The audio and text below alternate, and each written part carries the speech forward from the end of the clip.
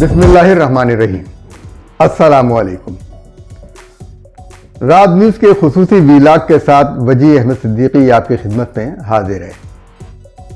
सवाल ये पैदा होता है कि अमरीकी सदर ट्रंप से मुलाकात के लिए नरेंद्र मोदी इतनी घबराहट में, इतने दौड़े हुए अमेरिका क्यों पहुंचे, और अमेरिका के साथ वो किन बातों पर मुआहिदा करना चाहते हैं, कौन से मामलात को वो दुरुस्त करना चाहते हैं जो दुरुस्त नहीं है। इन्हीं सवालों के जवाब के लिए आज हमारी वीडियो आप देखेंगे। लेकिन सबसे पहले अगर आपने हमारे चैनल को लाइक नहीं किया, सब्सक्राइब नहीं किया, तो सब्सक्राइब कर लीजिए, लाइक कीजिए और शेयर कीजिए और दूसरों तक भी ये मालूमात पहुंचाइए। उम्मीद है कि आप हमारे साथ ताउन करेंगे। हकीकत ये है कि अमेरिका में 7 लाख से ज़्यादा भारतीय तारिकीन वतन गैर कानूनी तौर पर मुकीम हैं। ये जो तादाद है वॉइस ऑफ अमेरिका ने बताई है अपनी नशरियात में कि 7 लाख से ज़्यादा।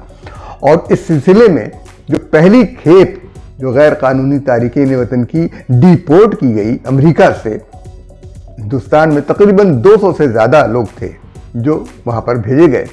और मोदी ने ये शिकायत की कि उनके हाथ बंधे हुए थे। उनके हाथ बंधे हुए होने से मुराद ये थी कि उनको हथकड़ियाँ लगाई गई थी।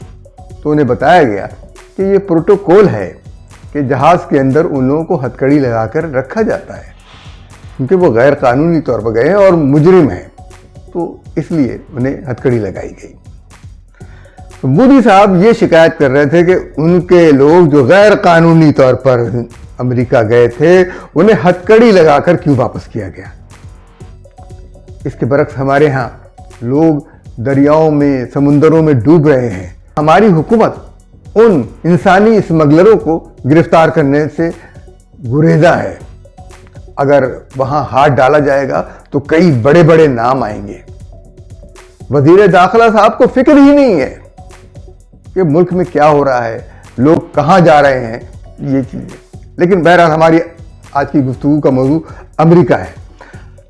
तो अमेरिका जो है वो भारत पर दबाव डाल रहा है कि वो चीन के खिलाफ अपनी तैयारियां मुकम्मल करे। और दूसरी तरफ भारत को ये भी खतरा है कि अमेरिका और चीन आपस में मुआहिदा कर सकते हैं, क्योंकि ट्रंप से कुछ भी बईद नहीं। जिस ट्रंप ने 1 घंटे तक रूसी सदर पुतिन से बात की है और 1 घंटे तक उससे बात करने के बाद क्या नतीजा निकला है ये हमें नहीं मालूम। लेकिन कहा यह जा रहा है कि पुतिन ने यह कहा कि हम यूक्रेन पर कब्जा करके छोड़ेंगे। तो अजीबोगरीब सी बात है। लेकिन क्या ट्रंप पुतिन को इस बात की इजाज़त दे रहे हैं कि यूक्रेन पर कब्जा कर लें? फिर ट्रंप ये कह रहे थे कि वो गजा पे कब्जा कर लेंगे। अब पुतिन को इजाज़त देंगे कि वो यूक्रेन पे कर लें, वो गजा पे कब्जा कर लें, और खुद हिंदुस्तान से कह रहे हैं कि वो चीन के लिए मुश्किलात खड़ी करें। और फिर शी जिनपिंग के साथ इनके ताल्लुकात ऐसे हैं, चीनी वज़ीर आज़म या चीनी सरबराह के साथ, कि ट्रंप साहब उनसे दोस्ती का मुआहिदा कर सकते हैं, नई तजारती राहें तलाश कर सकते हैं। अभी तो पाबंदी लगाई है चीन के ऊपर, लेकिन जब मुश्किलात पड़ गई हैं, $1 ट्रिलियन का एक ही दिन में नुकसान हो गया, तो उसके बाद अब उनको सोचना पड़ रहा है कि हम क्या करें। तो अमेरिका भारत पर दबाव डाल रहा है और अमेरिका भारत पर असलहे की खरीदारी के लिए भी दबाव डाल रहा है, और कह रहा है कि न सिर्फ असलहा खरीदो बल्कि हवाई जहाज़ जो है, जो कमर्शियल फ़्लाइट्स के लिए जो इस्तेमाल होते हैं वो भी हमसे ख़रीदो, और बहुत सी दीगर चीज़ें भी हमसे ख़रीदो। ये चीज़ें हमारे लिए बहुत ज़रूरी हैं।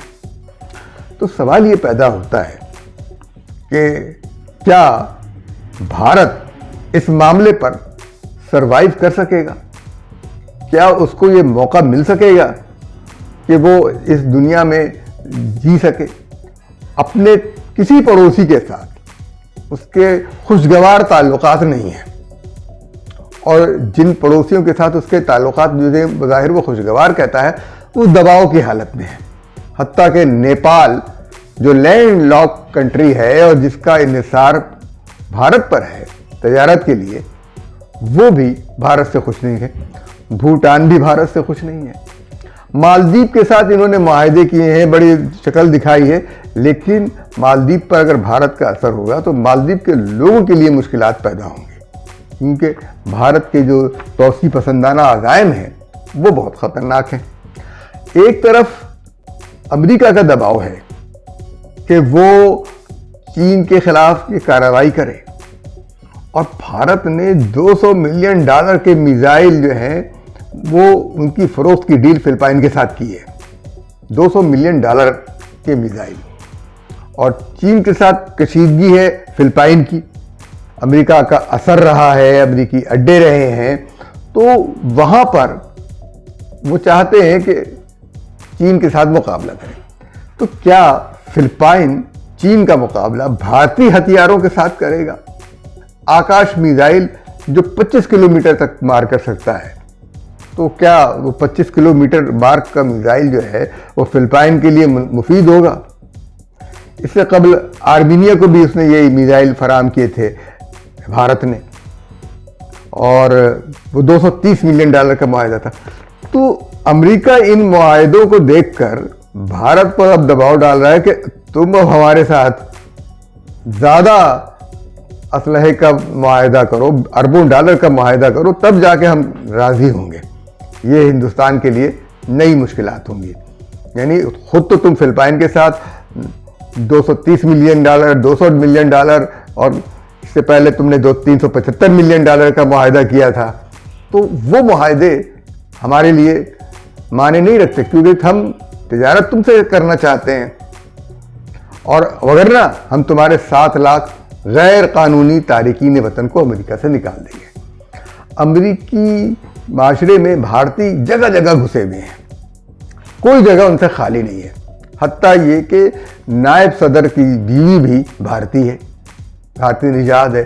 پچھلے ٹینیور میں بائیڈن کی وائس پریزیڈنٹ بھی بھارتی نژاد تھی. تو اس سے بھارت کو کوئی فائدہ نہیں ہو رہا، بلکہ اب یہ بات سامنے آ گئی کہ غیر قانونی تارکین وطن میں بڑی تعداد بھارتیوں کی بھی ہے. تو بھارت نے فلپائن کو یہ میزائل جو ہے بظاہر چین کے ساتھ جنگ کے لیے دیے ہیں، لیکن امریکہ کو اس پر اعتراض ہے، اور اس کے باوجود وہ جو ہے اپنے اسلحے کو بیچنے کے چکر میں ہے. اس کے میزائل جو کئی ناکام تجربات سے گزرے ہیں وہ دنیا کے دوسرے ممالک کے ہاتھ بیچ کر ان کا خرچہ نکالنا چاہتا ہے، ٹھکانے لگا دینا چاہتا ہے. تو بھارت کی دفاعی مصنوعات کی ایکسپورٹ میں 2020 کے بعد سے 150% اضافہ ہوا ہے. یعنی اس نے اپنی مارکیٹنگ ایسی کی ہے، غریب ملکوں کو اور دوسرے ممالک کو اپنے ٹوٹے پھوٹے اور گھٹیا ہتھیار جو ہیں وہ ٹھکانے لگا رہا ہے. جبکہ دنیا کے 5 ممالک ایسے ہیں جو عالمی ضرورت کا 76% اسلحہ، یعنی عالمی مارکیٹ میں ان کا اسلحہ 76% اسلحہ ان کا ہوتا ہے. امریکہ سب سے سر فہرست ہے، وہ بیچتا ہے 41.7%، اور فرانس 10.9%، چین 5.8%، جرمنی 5.6%، اٹلی 4.3%، برطانیہ 3.7%، اور اسپین 2.71% وہ ان کا اسلحہ بیچتے ہیں. اسلحے کے درآمد کنندگان میں بھارت سر فہرست ہے. دنیا بھر سے اسلحہ جمع کرنے میں وہ بہت آگے ہے. پھر سعودی عرب ہے، قطر ہے، آسٹریلیا ہے، اور چین بھی اسلحہ جمع کرنے والے اور خریدنے والے ممالک میں شامل ہے. تو فلپائن چین سے لڑنے کے لیے کیا صرف بھارت کے اسلحے پر انحصار کرے گا؟ یہ ہمارے لیے ایک سوال ہے، اور اس سوال کا جواب یہی ہے کہ ابھی اس وقت بھارت کے وزیر اعظم جو امریکہ کے دورے پر ہیں اور منت سماجت کر رہے ہیں ٹرمپ کی کہ ان کے غیر قانونی تارکین وطن کو نہ نکالا جائے، تو اگر ایسا ہوتا ہے تو ٹرمپ کے لیے بہت مشکلات ہوں گی. کیونکہ میکسیکو اور پڑوسی ممالک سے جو غیر قانونی تارکین وطن امریکہ میں آئے ہوئے ہیں وہ پھر نیا بحران پیدا کریں گے اور امریکہ کے لیے نئی مشکلات کھڑی کریں گے. تو یہ، اور اگر دوسرے ممالک کو بھی کیا ہے تو امریکہ کے لیے ان ممالک میں بھی مشکلات کھڑی ہوں گی، تو ان کو بھی روکنا پڑے گا. ورنہ بھارتی غیر قانونی تارکین وطن کو بھارت واپس آنا ہوگا، انہیں واپس لینا ہوگا. بھارت کے لیے یہ مشکل یہ ہے کہ وہ ان غیر قانونی تارکین وطن کی بھیجی ہوئی رقوم پر انحصار کرتا ہے. آپ ان کا زر مبادلہ کا بڑا ذریعہ بھارت کے غیر قانونی تارکین وطن ہے جو اس نے بھیجے ہوئے ہیں. اور یہی وجہ ہے کہ مودی جو ہیں دوڑے گئے ہیں ان کو بچانے کے لیے. یعنی جائز راستے سے بھی اگر گئے ہیں تو مودی کی مرضی ہوگی، اور ناجائز راستے سے بھی گئے ہیں تو مودی کی مرضی ہوگی. اب پاکستان کو اس حوالے سے کیا حکمت عملی اختیار کرنی ہے یہ سوچنا ہوگا، کیونکہ امریکہ کو پاکستان کی ضرورت ہے یا نہیں، لیکن پاکستان کو اس خطے میں اپنی ضرورت ضرور ہے. اور امریکہ کے ساتھ پاکستان کو نئے سرے سے بات چیت کرنی ہوگی، نئے سرے سے معاہدے کرنے ہوں گے اور جائز طریقے کو اپنانا ہوگا تاکہ پاکستان سے ہنرمند افراد جائز طریقے سے یورپ جائیں، امریکہ جائیں، مشرق وسطیٰ جائیں، لیکن ناجائز طریقے سے نہ جائیں.